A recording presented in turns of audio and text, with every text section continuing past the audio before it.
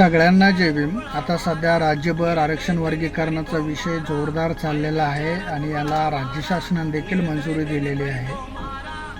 तर आपण या विषयाचा जर बारकाईने अभ्यास केला तर जे लोक आर्थिकदृष्ट्या पुढे गेलेले आहेत त्यांना या आरक्षणाच्या यादीतून बाहेर काढलं जाणार। आणि दुसरी म्हणजे सगळ्यात महत्त्वाची गोष्ट की ज्या लोकांची लोकसंख्या जास्त आहे त्या जातींना सगळ्यात जास्त आरक्षण देण्यात आलं।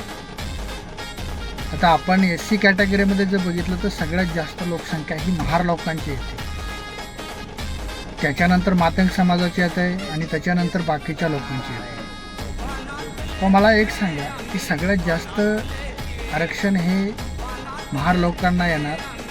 जवळपास 8.5% लोकसंख्या ही महार लोकांची आहे 2011 नुसार।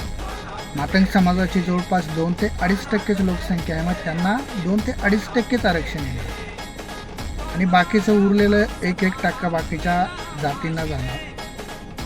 आता मला एक सांगा, मग याच्यामध्ये फायदा हा आमचाच आहे ना, महार लोकांचाच आहे ना, तरी पण आम्ही याला विरोध करतो का? कारण आम्हाला तसला भेदभाव आमच्या कॅटेगरीमध्ये नाही करायचा।